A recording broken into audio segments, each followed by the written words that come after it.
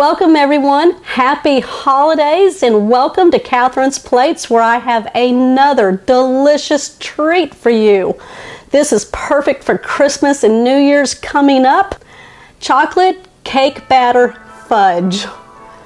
What's great about this recipe is you can use any flavor of cake mix that you can find to make this fudge into any flavor. Y'all ready? We have one bowl that this is going to happen in. We have 5 ingredients. It's an easy recipe, and we're just going to handle it all in the microwave. You ready? Let's go.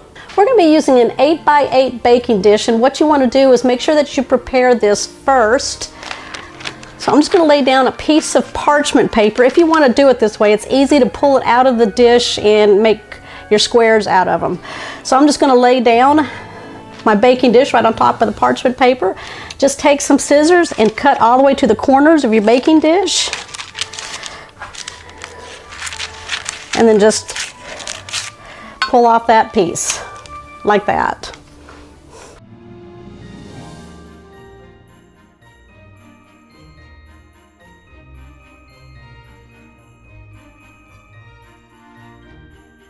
Now I'm going to spray the inside of my baking dish. I've just got some non-stick cooking spray. And we're going to place the parchment into our baking dish. And I'm just going to crease it on the sides right here. Right, we're going to set this aside. We're going to start with our large mixing bowl. You want to make sure that it is microwave safe. Now we are doing the chocolate. I have a devil's food cake here. It's a very rich chocolate. We're going to add the cake mix to the large bowl. Just think of all the flavors, guys, that you can make. If you want to make strawberry fudge,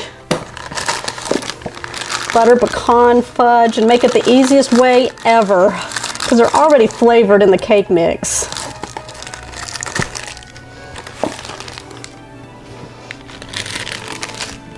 All right, dump it in.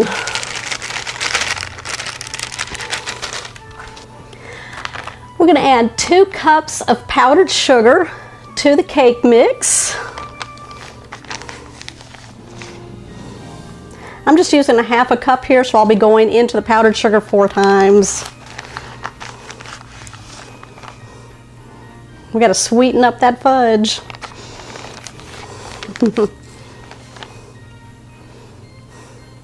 You know, I've made fudge before for you guys, and it was a really easy 2-ingredient fudge. I will link it down below if you want to check that one out too. Made with peanut butter and frosting. So go check that one out. Now once we get this added, we're going to go ahead and whisk this together. Now be careful.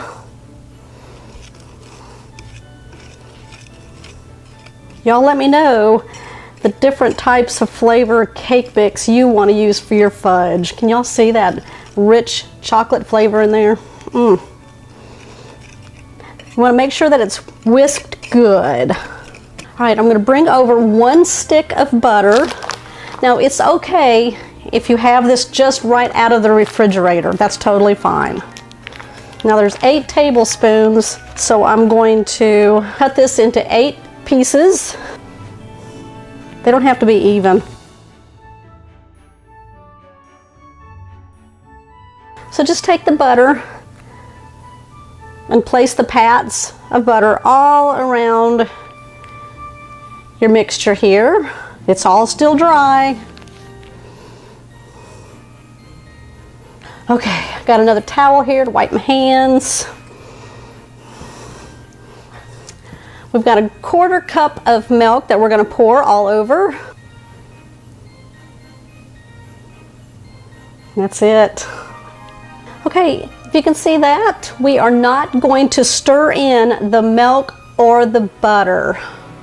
We're going to place this in our microwave for 2 minutes on high. Okay, if you are new to the channel, make sure you hit that subscribe button down below and that bell notification. That way you'll always know when my shows are posted, because I have over 700 of them out there as we speak. Don't forget my thumbs up. Comment down below what your favorite flavor of cake mix would be if you were to make your fudge. Now, before that is done, make sure that your 8x8 baking pan is ready to go, or glass dish, whatever you're using. You can either just spray it lightly before you put the mixture in, or like what I do is use the parchment paper. That way you can easily get it out once that fudge sets. Now just be careful when you pull your mixture out of the microwave, because it's going to be hot on the sides, so you want to make sure you lift it up by the edges or some towels. We're going to take a wooden spoon and we're just going to stir this all together. We want to make sure that that powder is all combined with the butter and the milk. I'm going to try to combine it as much as we can. It's going to go back in the microwave for probably 1 minute. All right, just use the back of your wooden spoon or spatula. Just keep pushing it in to the wet batter here until it's all combined. We don't want any loose powder from the cake mix or the powdered sugar in there. You can just keep turning it around, scraping your bowl just to get it all in there. And I find it really easy if you just smash it down with the back of your wooden spoon. I'm going to add in some chocolate chips. You can add nuts, different flavored chocolate chips. Sprinkle about ½ a cup in. Maybe a cup. There we go. You don't want to put these in before it goes into the microwave, because then the chips will just melt. And we want that texture with the chips in there. It's going to look crumbly, and that's fine as long as it's a wet crumble and everything is combined. All right, let's bring our baking dish back over here. All right, we're going to bring our mix back over and we're going to place it into our prepared baking dish.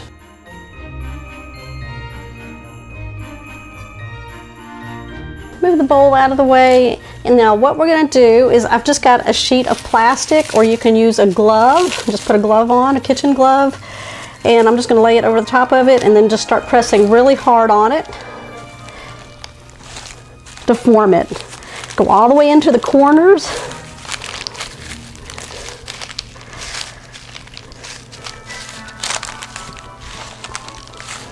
Now what I'm going to do is just make sure that that is flat and nice and even, so when we cut them, they're nice and even. Now I have a lot of other fudge recipes out there. I have drop fudge that my daughter helped me make last year. I'll link that one down below if you want to check that one out too. And then I have old-fashioned fudge. That is my mom's recipe that she made all the time when I was growing up. So there's different fudges out there, and I will link them all down below for you. Okay, that looks really good. You want to make sure that it is firm, firm, firm, so that when it sets up, it doesn't fall apart on you. Like, I'm going to take some more chocolate chips, spread them on top. Let's see if you can see it. Like, there we go. You really want some big handles here so you can pull out your fudge later. All right, I'm going to take a plastic and I'm just going to kind of press those chips in.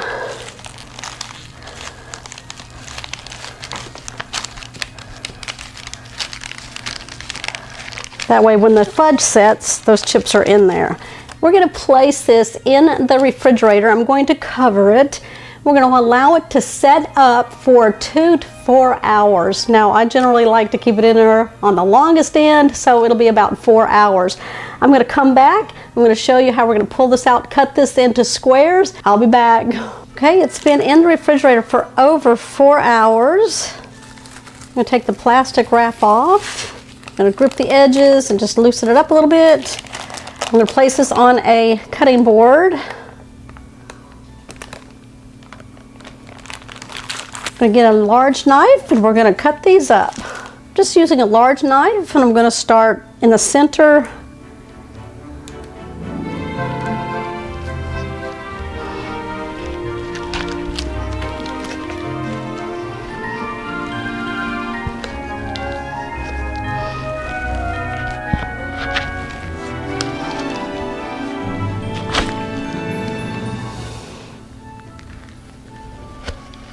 Look at that.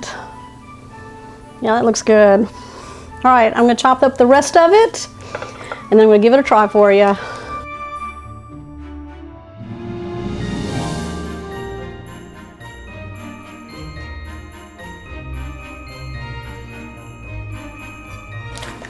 There we go. Who would have thought that you could take a box of cake mix and turn it into some delicious holiday fudge? I'm going to try this for you. I mean, look how thick that is. This was an 8x8 baking pan, so keep that in mind.